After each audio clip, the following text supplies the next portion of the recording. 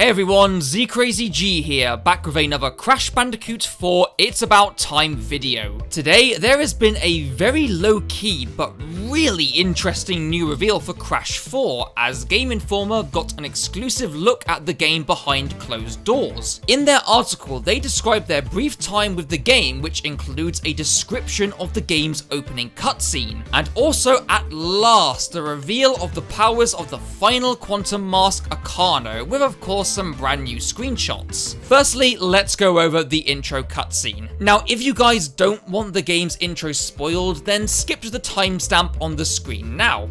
You good? Okay.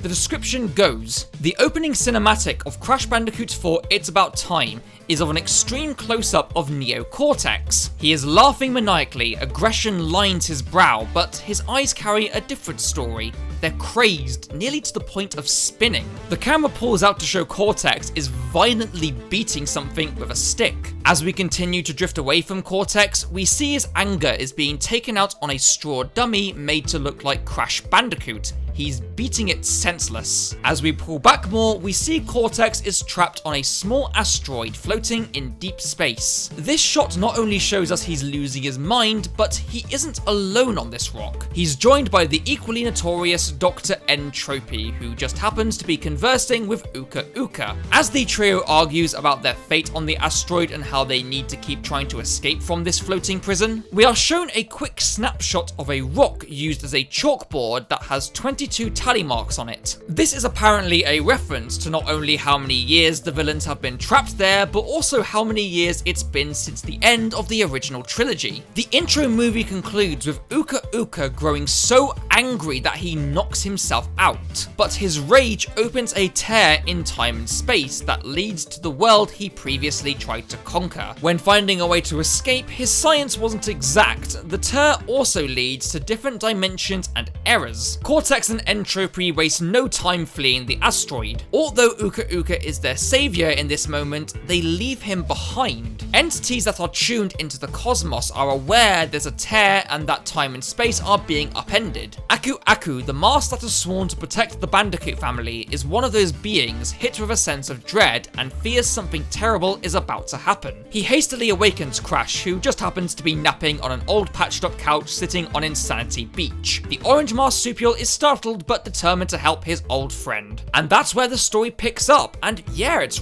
really interesting to see some of these story elements. Cortex and Entropy do indeed leave Uka Uka behind, so I'm really intrigued to see how that will pan out. And it's just great to see the ending from Crash 3 leading directly into this game, much like how all the other original trilogy games did. But now onto the one thing that we have been wanting to know ever since the State of Play last month. The power of the fourth and final Quantum Mask Akano. Game Informer describes Akano's powers as allowing the wearer to spin violently like a top or tornado, launching them quickly into the air where they then slow down and glide indefinitely, though this can be cancelled with the press of a button. This spin also allows you to break crates with ease and even deflect enemy projectiles. So essentially, it's a more powerful version of the Death Tornado spin, but encapsulated into this mask. We also get a look at this level where Akano is supposedly introduced, titled Give It a Spin, and it has this luscious ancient Japanese setting. The world containing these Japanese themed levels is apparently called Tranquility Falls. One other little tidbit of information is regarding the time trials. Game Informer confirms that yes,